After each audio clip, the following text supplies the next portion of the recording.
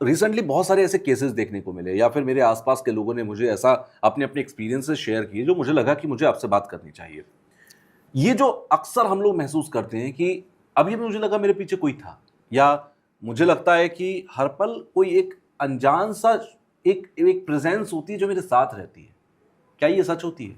बिल्कुल। कौन देखो होता है वो? सच क्या होता है, जैसे कि ये आपकी बात नहीं है, हर पुरुष या स्त्री या लेडीज़ जो भी है, बच्चे हैं, उनको भी सबको ये महसूस होता है, जैसे एक राह में चल रहे हैं वीरान जगह पे, तो उनको ऐसे लगता है कि कोई पीछे है, और जब वो अचानक देखते हैं तो उनको कुछ नहीं कुछ नहीं मिलता है। होता, खाली। ठीक है, खाली होता है।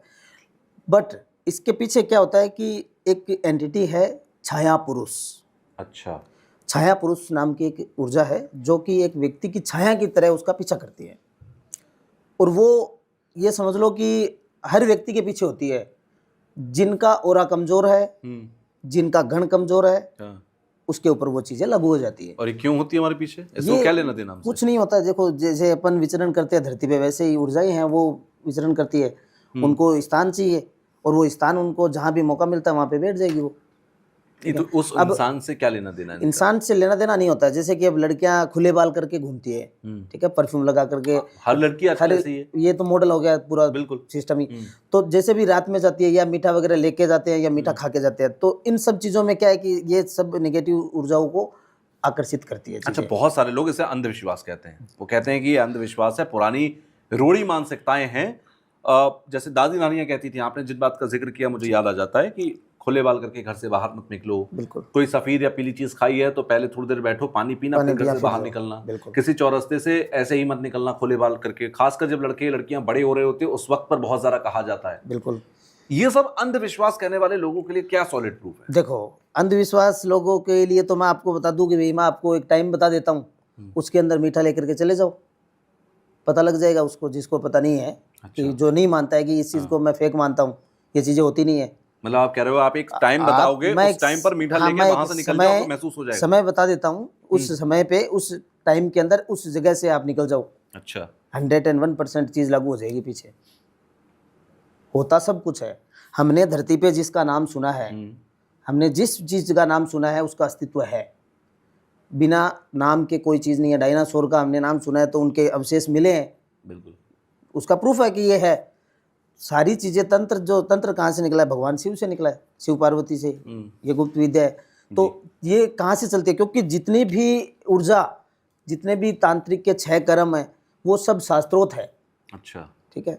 विज्ञान भी वहीं से निकला है। ठीक है। सारी चीज़ें सब कुछ देखो, अभी 2 तरह के लोग होते हैं। एक तो नेगेटिव सोचने वाले थे, एक पॉजिटिव सोचने वाले थे। जिनमें कोई चीज़ नहीं बीतती है वो तो नहीं मानेगा, और जब उसमें विपता आएगी तो मेरे पास ऐसे ऐसे बहुत से केस किए हैं जो जिंदगी में उनका कोई पारिवारिक नहीं, उनके पीढ़ी से ही कोई लेना देना नहीं है तंत्र का, और वो लोग उसमें इन्वॉल्व हो गए और वो दर दर की ठोकरें खा रहे हैं। मुझसे कई लोगों ने कहा है कि भाई भूत क्या होता है, जिसके ऊपर बीतती है उससे पूछो। हाँ, वो बताता है। अरे आपको मैं मेहंदीपुर बालाजी, आप गए हुए हो? मैं गया हूँ। वहाँ पे देखो आप क्या कंडीशन है लोगों की। उनको ये पता नहीं है कि कपड़े पहनने हैं या खोलने हैं। मैं मिट्टी में गिर रहा हूँ या फिर कीचड़ में गिर रहा हूँ, उनको ये सुध बुध नहीं होती है। सामने कोई आ रहा है, बड़े बड़े कई टनों के पत्थर को अपने सीने पर रख के बैठे रहते हैं। मेरे साथ में केस हुआ है। एक बंदे के काम करने के लिए हम गए थे। ठीक है। प्रेतों का काम था, और उस बंदे के अंदर 7 आत्मा एक साथ आती है, तो उनकी जो ग्वार होता है, ग्वार हरियाणा का था केस। अच्छा। तो ग्वार से भरी हुई पिकअप थी। बोरियों से भरी हुई। टनों में वजन था उसका। उस बंदे ने मेरे आंखों के सामने पकड़ के उठा लिया उसको पीछे से। तो अंदरूनी ताकत, इतनी शक्ति थोड़ी हो सकती है नॉर्मल आदमी में। बिल्कुल। आप हम थोड़ी उठा सकते हैं, 20-50 केजी उठा सकते हैं, टनों में वजन नहीं उठा सकते। तो ऊर्जा है तभी तो है, वो करेन थोड़ी है वो। सारी चीजें होती है। अच्छा, आप खुद सालासर से हैं, मुझे एक बात बताइए, जो मेहंदीपुर बालाजी के अंदर हम लोग देखते हैं, या देश के तमाम बालाजी मंदिरों में जो हम देखते हैं, ये होता क्या है? इसके पीछे क्यों? उसी मंदिर में खास एनर्जी ऐसी क्या है जिसकी वजह से वहां पर भूत प्रेत खेलने लग जाते हैं? देखो, भूत प्रेत खेलने का, देखो बहुत से लोग तो ये भी कहते हैं कि मेहंदीपुर जाना नहीं चाहिए। कुछ लोग ऐसे बोलते हैं कि वहां से ऊर्जा वापस लेकर नहीं आना चाहिए, साथ आ जाती है, प्रसाद लेके नहीं आना चाहिए। ठीक है। ऊर्जा जो होती है, जैसे कि हम लोग सिद्धि करने के लिए कामाख्या ही क्यों जाते हैं, तारापीठ ही क्यों जाते हैं, उज्जैन क्यों जाते हैं? क्योंकि वहां पे विशेष ऊर्जा का स्रोत है। वहाँ पे हमारे ऋषि मुनि, हमारे जो तांत्रिक लोग हैं, वो सब वहाँ से गुजरते हैं पूजन विधि के द्वारा, जो वो सारी भूमि जागृत हो जाती है। ठीक है, और जब भूमि जागृत होती है तो वहाँ पे किया हुआ मंत्र या वहाँ पे की हुई साधना या सिद्धि वो वहाँ पे तुरंत हाजिर हो जाती है। अच्छा। कम समय के अंदर, और पावरफुल ऊर्जा से वो चीज़ें होती है। तो वहाँ की ऊर्जा ऐसी होती है। अब मेहंदीपुर बालाजी में इंसान को 6 महीने भी रख सकते हैं, 6 महीने भी रखते हैं, कोई 9 महीने भी हो जाता है, कोई 10 दिन में भी ठीक हो जाता है। ठीक है, तो वहाँ की ऊर्जा वो आत्मा सहन नहीं कर पाती है। उस जगह की जो पॉजिटिविटी है वो सहन नहीं कर पाती आत्मा, और उसको जितनी पीड़ा होती है तो वो नाचने लग जाती है वहाँ पे। जैसे जब गया बंदा वहाँ पे तांडव करने लग गया, नाचने लग गया, जो हंस रहा है वो हंसेगा, खा रहा है वो खाना खाएगा। ठीक है, तो वो आत्मा वहाँ पे बंध जाती है उस दायरे में, उस दायरे से बाहर जा नहीं सकती। ठीक है, और अंदर वो उसको पीड़ा मिलती है। ठीक है, क्योंकि जहाँ पे वो मंत्र वहाँ पे उच्चारण होते हैं, जो भगवान का जो ऊर्जा है उससे वो चीज़ मतलब कि उनको तकलीफ होती है। अच्छा, मैंने ये भी सुना है, एक शख्स ने मुझे बताया था मेरे जीवन में ही कि उनके घर परिवार में कोई था जिसके ऊपर कुछ था, तो मेहंदीपुर ले जाने के लिए जब भी वो बात करते थे वो जाता ही नहीं था घर से व्यक्ति, निकल जाती है आत्मा। वो घुसना ही नहीं चाहते थे। आत्मा वो तो ठीक है, उसके अंदर शरीर में प्रवेश होती है। अगर किसी शरीर के अंदर आत्मा है किसी भी पुरुष के या स्त्री के, और उसको बोला जाता है कि अभी तांत्रिक के पास जाना है हमें, उस तांत्रिक के पास में, या हमें वहाँ पे जाना है मंदिर पे, वो आत्मा उसके शरीर से निकल जाएगी और उसको शरीर को लेके चले जाओ, क्या होगा, उसमें कुछ है ही नहीं, वो ऊर्जा तो वहाँ से चली गई। ठीक है, अभी मैंने जो हरियाणा का केस बताया था उसमें हमारे साथ ऐसा ही हुआ था। उसके साथ जो प्रेत थे, सातों को हमने नारियल में बांध दिया था, और जब हम गाड़ी में निकले उसको पुष्कर जी डालने के लिए, उनकी गति करने के लिए, तो वहाँ पे स्थिति ये बनी कि वो जो बंदा जिसके अंदर दिक्कत हो रही थी, ठीक है, उस बंदे का कोई फ़ोन अंदर रह गया, वो गाड़ी में बैठ करके हमें बिना बोले फाटक खोल के उतर गया और वो फ़ोन लाने चला गया। अच्छा। अब हम बोल नहीं सकते क्योंकि जब चीज़ें पास में होती है तो बोल नहीं सकते। फिर वापस बैठ गए। जब हम पुष्कर जी पहुँचे तो उसके अंदर जो नारियल थे वो खाली थे, उतर गए। ठीक है, तो हमने बोला कि अब इसकी अगली अमावस्या को इसका काम होगा, जब अब बात करेंगे। तो वो शाम को जैसे ही वो लोग घर पहुँचे, हम अपने चले गए थे, वो अपने आगे घर पहुँचते ही रात को उस बंदे ने शराब पी, शराब पीते ही शरीर में सारी चीज़ें घुस गई और बोल दिया कि हम तो उतर गए, बुला ले और किसी को बुलाना है तो। चैलेंज करती है आत्मा, तो नेगेटिव एनर्जी ऐसी होती है जो चैलेंज करती है सामने कि तेरे में जितनी औकात है, जितना तेरे करना है तेरे को कर ले, मेरा कोई बिगाड़ सके तो। फिर उस पूरे मामले में गलती कहाँ पर हुई थी? गलती हुई थी गाड़ी से उतरने की, उस बंदे की। अच्छा। जिस बंदे के अंदर आती थी चीज़ें, ठीक है, और उनके ही पूर्वज थे सब, उनके पिता दादा, उनके ही परिवार के सभी लोग, ठीक है, जो कुछ आर्मी में थे, ठीक है, तो वैसे लोग थे। तो वो जैसे ही बंदा गाड़ी से, जैसे हम सारे लोग बैठ गए थे नारियल लेकर के, जिसमें 7 नारियल में 7 आत्माओं को प्रवेश करवा करके हम बैठ गए थे, और उसकी वाइफ और उसको भी हमने बिठा लिया। फिर वो बंदा, मैं आगे की सीट पे बैठा था और वो पीछे की लेडीज थी, तो पीछे की सीट में बैठे थे, 4 पर्सन थे। और उस बंदे ने हमें मुझे बिना पूछे सीधा फाटक खोला और फोन लाने के लिए नीचे उतरा। उतरते ही वो निकल गई, आत्मा गायब हो गई, मतलब निकल गई, नारियल निकल गई। हमें वहां पे पता नहीं चला कि वो निकल गई। जब वहां पे हाजिर की जाती है चीजें घाट पे, वहां पे पता चला। फिर मैंने कहा कोई उपाय नहीं है इसका, अगले अमावस्या को वेट करो। तो आप ये मान रहे हो कि कई बार क्या होता है कि जब भी कोई तांत्रिक उपाय करता है तो वहां पर बहुत सारी चीजें, गलतियां ऐसी हो सकती हैं जिससे कि वो बेकार हो जाए। अच्छा, बहुत सारे लोग मारण की बात करते हैं। मारण सबसे बड़ी चीज मुझे लगती है, क्यों? क्योंकि किसी की सीधे जान को खतरा होता है। दूसरा, कहते हैं कि जितना मैंने सुना है कि मारण अगर कर दिया गया तो वो वापस नहीं हो सकता, ना उसे काट सकते हैं। ये सही है? नहीं, ये गलत है बिल्कुल। मारण को काटा जा सकता है। अच्छा। जैसे मारण 2-3 प्रकार से होते हैं। एक तो हंडी मुठ आपने सुना होगा, जिसे इंसान ऑन द स्पॉट ही खत्म हो जाता है। जो पहले जमाने में हांडियां उड़ाई जाती थी। ठीक है, तो उससे तो तुरंत खत्म हो जाता है। एक स्लो का मारण होता है। आज की जो स्थिति है यहाँ पे अभी जो चल रहा है, वो इंसान को पीड़ित किया जाता है, उसको यातनाएं दी जाती है कि एक व्यक्ति को उसके ऊपर मारण क्रिया कर दी तो उसके धीरे धीरे बीमारियां लगेगी। अच्छा, वो सच होता है कि एक डॉल बनाकर, एक गुड़िया बनाकर उसका अगर पैर मोड़ रहे हैं तो वहां पैर में दर्द हो रहा है, उसको पेन होगा? सच होता है? बिल्कुल सच होता है। तो उसमें उस व्यक्ति की ऊर्जा होती है ना, जिस इंसान के ऊपर काम किया जाता है उस डोल के अंदर उसकी ऊर्जा डाली जाती है। क्लोन होता है वो एक, और वो क्लोन होता है तो उसके ऊपर जो पीड़ा दी जाती है वो उसके ऊपर लगेगी। लेकिन ये मारण का प्रोसेस नहीं है, ये ब्लैक मैजिक का प्रोसेस है। अच्छा।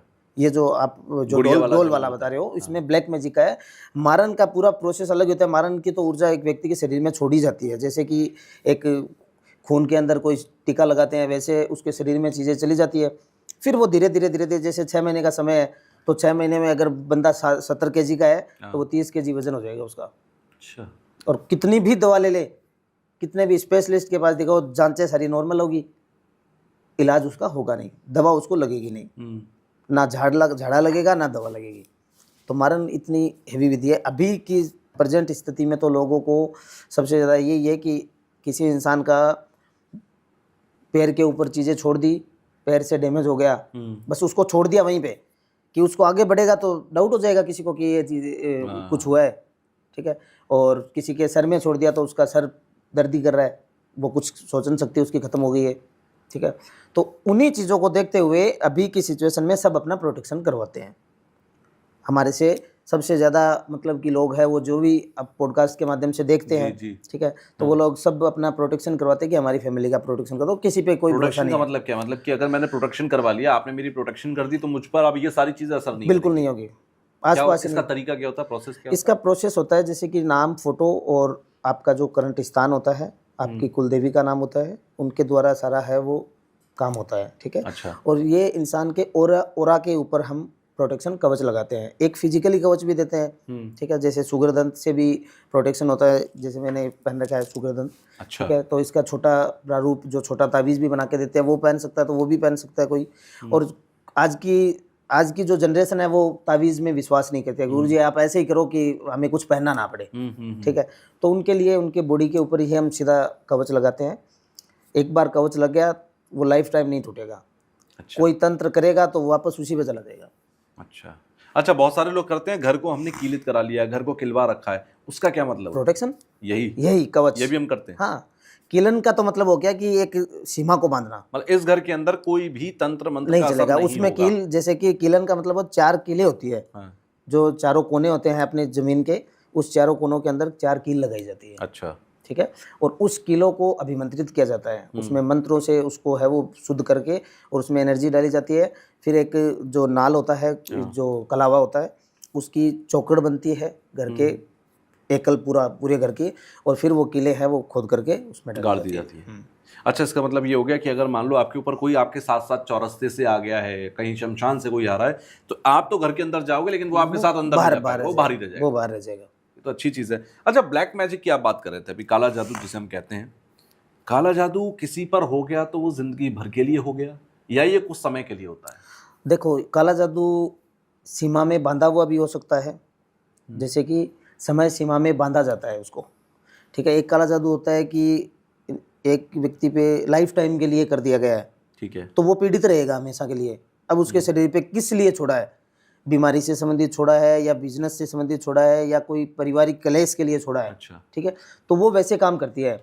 अब समय सीमा में बंधा हुआ, अब मेरे पास जैसे यहीं का है, हरियाणा का ही केस एक आया था, उसमें एक मतलब कि उनके परिवार के ही लोग अपनी बहू के ऊपर काम करवाते हैं। अच्छा, तांत्रिक क्रिया उनकी, मतलब कि सास बहू की और ननद भौजाई की नहीं बनती है बिल्कुल भी, दोनों में अनबन रहती है।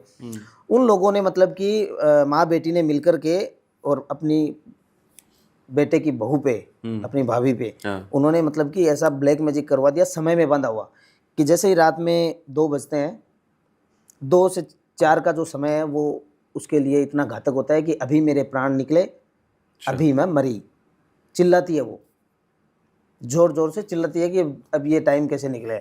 और जैसे ही 2 का जो घड़ी की जो सुई 12 पे आती है, उसको 12 को क्रॉस करते ही उसके अंदर सुइयां चुभने चालू हो जाती है, और ऐसा लगता है कि उसका कोई पैर खींच के उखाड़ेगा, कोई उसका उसी समय पर उसी समय पे। ये होता है समय में बांधा हुआ ब्लैक मैजिक। अच्छा, ठीक है। उसमें पूरे दिन कुछ नहीं होगा उसको ऐसा रहेगा कि बस दूसरा सोचेगा ना कि ये तो पागल है, ये रात में ऐसे ही करती है, मन में ऐसा ही होता है दूसरों को। और एक ब्लैक मैजिक होता है कि वो सीमा में बांधा होता है कि 6 महीने के लिए कर दिया, 6 महीने बाद वो डिस्ट्रॉय हो जाएगा। अच्छा, 12 महीने के लिए कर दिया, 12 महीने बाद खत्म हो जाएगा। एक होता है ब्लैक मैजिक वैसा। लेकिन ब्लैक मैजिक अभी बहुत उसका दुरुपयोग हो रहा है, लोग उसको अपनी स्वार्थ के लिए आजमा रहे हैं, स्वार्थ के लिए पूरा नहीं हो रहा, बुरे काम के लिए बहुत ज़्यादा। मतलब परिवार के ही लोग, अपने ही परिवार के लोग, किसी को जो आगे बढ़ रहा है उसको नीचे गिरा रहे हैं, जिसका काम अच्छा चल रहा है उसका काम बांध रहे हैं, ठीक है। तो ऐसे मतलब कि सबसे ज़्यादा केस आ रहे हैं।